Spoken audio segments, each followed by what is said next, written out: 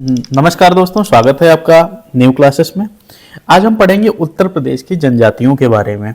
जनजातियों से संबंधित हमेशा परीक्षा में प्रश्न आते हैं, कभी एक कभी दो प्रश्न करके आते हैं। तो आज हम उत्तर प्रदेश की जनजातियां पढ़ेंगे। इनको हम यहीं पर पूरा समझने की कोशिश करेंगे कि हमें पूरी जनजातियां आसानी से समझ में आ जाएं, चाहे उनकी विशेषता हो, चाहे उनके रहन सहन का तरीका हो, चाहे उनके खान पान का तरीका हो, चाहे उनके त्योहार हों। सारी चीज़ें हम एक साथ पढ़ लेंगे जिससे कि हमें आसानी से प्रश्न हल कर सकें और हमें सुविधा रहे। वीडियो पर पूरा बने रहिएगा जिससे कि आपको पूरा यहीं पर समझ में आ जाए। उत्तर प्रदेश की जनजातियां जो हैं वो कई समुदायों में बटी हुई हैं, यानी कई आदिवासी समुदाय रहते हैं जो कि अपनी भाषा, परंपरा, संस्कृति इसके लिए प्रसिद्ध हैं। यदि हम एक आंकड़े के हिसाब से माने तो 11 लाख के से अधिक लोग यहाँ पर जनजातियों में रहते हैं, जिनकी संख्या 0.6% है, यानी कुल जनसंख्या का 0.6% है। ये प्रश्न आपके पीसीएस में पूछा भी गया था। तो ये जो आंकड़ा है 2011 की जनगणना के अनुसार है। 11 लाख से अधिक यहाँ पर जनजातियां रहती हैं, जो कि कुल हमारी 0.6% हैं जनसंख्या का। उत्तर प्रदेश में जो जनसंख्या है, यानी अनुसूचित जो जनजातियों की जनसंख्या है, वह मुख्यतः पूर्वी, दक्षिणी और तराई क्षेत्रों में निवास करती है। इनकी जो भौगोलिक स्थितियां हैं तो वो आपकी पूर्वी, दक्षिणी और तराई के क्षेत्रों में निवास करने वाली हैं। इन जनजातियों का जीवन यापन कृषि, वनों से जुड़े कार्य, पशुपालन और दस्तकारी पर आधारित है।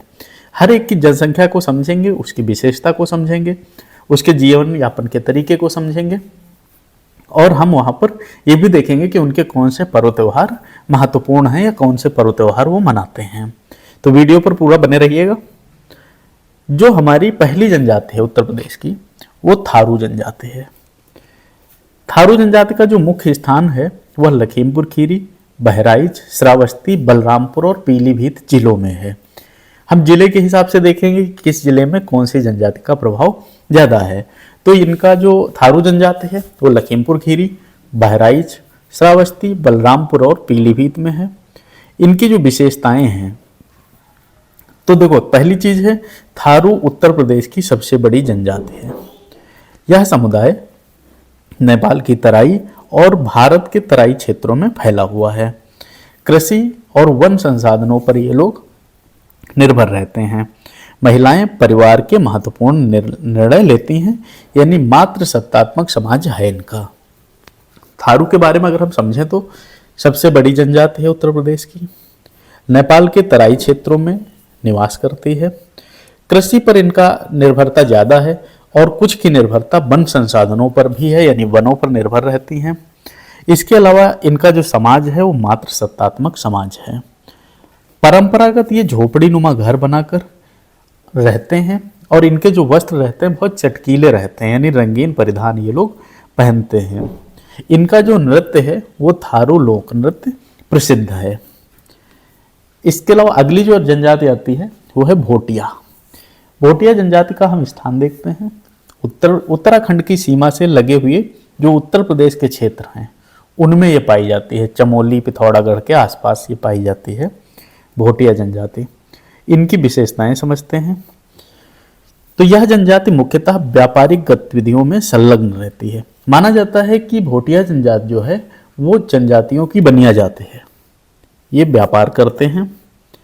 ऊनी वस्त्र, कालीन और पश्मीना शाल का ये लोग उत्पादन करते हैं। इनके पारंपरिक मकान पत्थरों और लकड़ियों से बने होते हैं। यह जनजाति शीत ऋतु में निचले इलाकों में और गर्मियों में ऊंचाई वाले क्षेत्रों में जाती है। मतलब ये क्या करते हैं, ये मौसम के हिसाब से अपने स्थान बदलते हैं। जब इनको जैसा मौसम सही लगेगा ये उस मौसम के हिसाब से अपना स्थान बदल लेते हैं। इनके जो मकान होते हैं वो लकड़ियों से भी बने मिलते हैं कई बार, क्योंकि वो टेम्परेरी टाइप के मकान बनाते हैं कि जब गर्मी आएगी तो फिर उधर चले जाएंगे, सर्दी आएगी तो इधर रह लेंगे। ऐसे करके इनके मकान बने हुए हैं। इनका मुख्य भोजन जो है जौ, मकई और गेहूँ होता है। इनका जो भोजन है वो जौ है, मकई है और गेहूँ होता है। अगली जो जनजाति आती है गोंड जनजाति। गोंड जनजाति ये उत्तर प्रदेश के सोनभद्र, मिर्जापुर, ललितपुर और चित्रकूट जिलों में पाई जाती है। इनकी जो विशेषताएं हैं, यह भारत की सबसे बड़ी जनजातियों में से एक है, लेकिन उत्तर प्रदेश में सबसे बड़ी तो नहीं है, लेकिन अच्छी खासी जनसंख्या इनकी पाई जाती है। ये कृषि और वर्षा पर निर्भर हैं। कृषि पर ये निर्भर हैं और वर्षा पर निर्भर हैं। देखिए, भारत की जो जनजातियां हैं, इससे संबंधित हमने आपको वीडियो दिया है। यदि आपने नहीं देखा है तो उसको देख लीजिएगा। उसमें भारत की जनजाति जितनी भी हैं, जो आपकी परीक्षाओं में महत्वपूर्ण रहती हैं, चाहे वो पीएससी की परीक्षा हो, चाहे यूपीएससी की परीक्षा हो, वो सब हमने विधिवत पढ़ाई हैं। तो आप वो वीडियो भी देख लीजिएगा। तो गोंड जनजाति जो है कृषि और वनों पर निर्भर रहती है। गोंडी भाषा ये लोग बोलते हैं। अब हिंदी भी बोलने लगे हैं। ये धार्मिक रूप से प्रकृति के पूजक होते हैं। गोंड चित्रकला विश्व प्रसिद्ध है इनकी। इनके बारे में हमने विधिवत उसमें पढ़ाया है, तो आप वहाँ से भी चीज़ें देख सकते हैं। और भी जनजातियाँ जो हैं हमारे भारत में पाई जाती हैं अलग अलग राज्यों में, उसके बारे में भी पढ़ाया, तो आप वो वीडियो जरूर देखिएगा। इसके बाद आती है खरवार जनजाति। इनका जो मुख्य स्थान है वो सोनभद्र है, मिर्जापुर है, चंदौली है और झांसी है। विशेषताएं इनकी क्या हैं? यह जनजाति जंगलों और पहाड़ी क्षेत्रों में निवास करती है। कृषि और लकड़ी के सामान निर्माण में परंपरागत है। यह समुदाय सूर्य की पूजा करता है। यह मान्यता है कि यह समुदाय भगवान राम के वंशज हैं। अब देखो, इनके बारे में जो पूछा गया प्रश्न है उस पर बताते हैं। पहले, सूर्य की पूजा करने वाली जनजाति कौन सी है, उत्तर प्रदेश में कहाँ पाई जाती है, ऐसे करके प्रश्न आया है। तो खरवार है, सोनभद्र, मिर्जापुर, चंदौली, झांसी में पाई जाती है और ये भगवान राम के वंशज माने जाते हैं। पारंपरिक लोकनृत्य और गीत इनकी संस्कृति का अभिन्न हिस्सा हैं। इसके बाद आती है चेरो जनजाति। चेरो जनजाति कहाँ पाई जाती है? सोनभद्र और मिर्जापुर के क्षेत्र में। विशेषताएं इनकी क्या है? प्राचीन काल में यह जनजाति शासक वर्ग का हिस्सा थी। यानी जो राजा, आपने पढ़ा होगा ना, चेल है, चोर है, ऐसे करके, तो वहीं से संबंधित इनको हम मान सकते हैं कि यानी ये जनजाति शासक वर्ग का हिस्सा मानी जाती है। कृषि, पशुपालन, वन उत्पादों पर ये निर्भर रहते हैं। पशुपालन इनका मेन व्यवसाय हम मान सकते हैं। चेरो समुदाय का पारंपरिक वस्त्र सफ़ेद धोती और गमछा होता है। ये भी पूछा गया है कि इनका जो वस्त्र है क्या रहता है। पारंपरिक हथियारों का ये उपयोग करते थे। यानी चूंकि ये वनों पर भी निर्भर रहते थे, तो इसलिए ये वनों में जानवरों से रक्षा के लिए हमेशा हथियार अपने साथ रखते थे। तो ये शासक वर्ग का हिस्सा थी, पशुपालन थे, और दूसरी चीज़ है कि सफ़ेद धोती और गमछा पहनते थे। और इनके अपने जो देवी देवता थे और पूर्वज थे, उनकी ये पूजा करते थे। ये अपने हमेशा जो पूर्वज माने गए हैं इनके, या इनके कुल देवता जो माने गए हैं, उनकी पूजा ये करते थे। और ये कहा जाता है कि चेरो जो जनजाति है वो बहुत भक्त टाइप की जनजाति थी। अगली जो आती है वो है कोल जनजाति। इनका जो स्थान है उत्तर प्रदेश में वो सोनभद्र, मिर्जापुर, झांसी और ललितपुर में है। विशेषताएं इनकी क्या हैं? पहली चीज़ है, यह जनजाति जंगलों में रहती है और वन उत्पादों पर निर्भर करती है। ये पूरे जंगली ही होते हैं, यानी जंगल में ही रहते हैं। कोल समुदाय पारंपरिक रूप से शिकारी हुआ करता था, लेकिन अब कृषि से जुड़ा हुआ है। इनकी एक खास बात समझो, ये पेड़ पर बहुत जल्दी चढ़ जाते हैं। कहीं भी पेड़ पर चढ़ना हो तो इनके जितना जल्दी और कोई जनजाति नहीं चढ़ पाती है। माना जाता है कि सबसे पहले यही चढ़ते हैं। अब कुछ लोग खेती भी करने लगे हैं। इनका मुख्य भोजन जो है मक्का है, जौ है और दालें हैं। ये बहुत ठोस अनाज करते थे। जैसे मक्का जो माना जाता है बहुत ठोस अनाज होता है, वैसा ये भोजन करते हैं। इनकी जो भाषा है वो हिंदी से ही मिलती जुलती भाषा इनकी अपने जैसी ही है, बस ये जंगलों में रहते हैं और वनों पर निर्भर कर रहते हैं। इनका पारंपरिक नृत्य और संगीत बहुत प्रसिद्ध है। यानी इनका जो संगीत है वो अपने ही समाज में ये लोग नाचते गाते हैं और वो बहुत प्रसिद्ध है। इसके बाद आती है पठारिया जनजाति।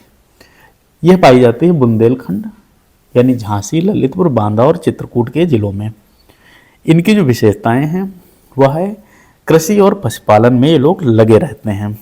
इनका पारंपरिक पहनावा साधारण और ग्रामीण परिवेश का होता है। यानी ये बहुत साधारण रहने वाली जनजाति है। इनको पता ही नहीं चलता कि ये लोग जनजाति के रूप में हैं। यह समुदाय परंपरागत रूप से छोटी जोतों पर खेती करते हैं। कृषि इनका व्यवसाय है। अगली आती है बैगा जनजाति। कहाँ पाई जाती है? सोनभद्र में। विशेषता इनकी क्या रहेगी?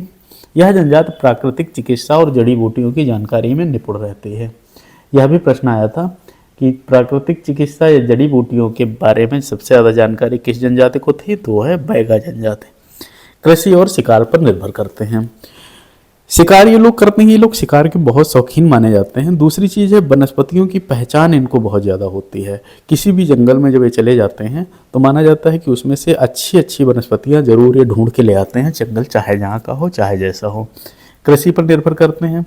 यह समुदाय जो है ये लोग ज़्यादातर जंगलों में ही रहना पसंद करते हैं। आजकल की जो जीवन शैली है उससे ये थोड़ा दूर रहते हैं। हालांकि अब कुछ इनमें से व्यक्ति जो हैं वो आजकल के जीवन से जुड़ने लगे हैं, चीज़ों का उपयोग करने लगे हैं। वैसे तो ये लोग धनुष बाण लेके जंगलों में ही ज़्यादातर रहना पसंद करते थे, यानी इनको बाकी बाहर की जो जीवन शैली है उसमें बहुत लगाव नहीं होता था।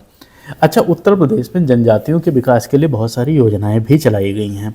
सबसे पहले इनको संरक्षण देने के लिए वन अधिकार नियम 2006 बनाया गया। इसमें क्या होता है, जनजातीय समुदायों को वन भूमि पर अधिकार देना। माना गया है कि जनजातियों का घर ही होता है वन, इसलिए इनको वन समुदाय पर अच्छा खासा अधिकार रहता है, वन भूमि पर इनका अधिकार रहता है। एकलव्य मॉडल रेजिडेंशियल स्कूल, ये इनके बच्चों की शिक्षा के लिए बनाए गए हैं, जो कि जहाँ पर इनकी जनसंख्या ज़्यादा होती है वहीं पर ये स्कूल बनाए जाते हैं। और वहाँ पर इनको शिक्षित करने के लिए, इनके बच्चों को शिक्षित करने के लिए सरकार ने बहुत प्रयास किए हैं और आगे भी कर रही है। राष्ट्रीय जनजाति छात्रवृत्ति योजना, यह जनजातीय छात्रों को वित्तीय सहायता प्रदान करने के लिए योजना बनाई गई है। प्रधानमंत्री वन धन योजना, इसमें क्या है, वन उत्पादों के उचित मूल्य और उनके व्यापार को बढ़ावा देना। मतलब क्या है, जैसे अगर ये शहद पैदा कर रहे हैं, जनजाति के लोग शहद पैदा कर रहे हैं, तो शहद को एक बेहतर मूल्य मिले और उनके व्यापार को बढ़ावा मिले, इससे संबंधित प्रधानमंत्री वन धन योजना चलाई गई है। मतलब इनके उत्पादों को उचित मूल्य दिलाने के लिए। जनजाति उप योजना, जनजाति क्षेत्रों के लिए विशेष बजट हमेशा बनाए जाते हैं कि इनको अलग से कुछ सुविधाएं दी जाएंगी, इनको बाकी समाज से जोड़ने का प्रयास किया जाता है। इनको हमेशा कुछ ऐसी सुविधाएं दी जाती हैं, चाहे शिक्षा के लिए हो चाहे चिकित्सा के लिए हो, जिससे कि धीरे धीरे आम जनता से जुड़ना शुरू हो और ये इनको ये न महसूस हो कि इनका शोषण हो रहा है।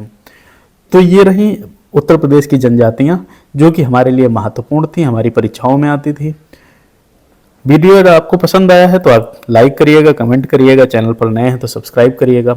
भारत का जो इस टाइम का बजट अपना आया है उससे संबंधित महत्वपूर्ण जो बिंदु हैं उसका वीडियो बना दिया गया है। उत्तर प्रदेश के मेले से संबंधित वीडियो बना दिया गया है और भारत की जनजातियों से संबंधित वीडियो बना दिया गया है। तो ये वीडियो अगर आपने नहीं देखे हैं तो आप उनको देख लीजिएगा, जिससे कि आपकी तैयारी को एक बल मिले और आपकी तैयारी में एक छोटा सा योगदान हम भी कर पाएँ। तो ये रहा हमारा जनजातियों से संबंधित वीडियो। मिलते हैं अगले किसी क्लास में। धन्यवाद।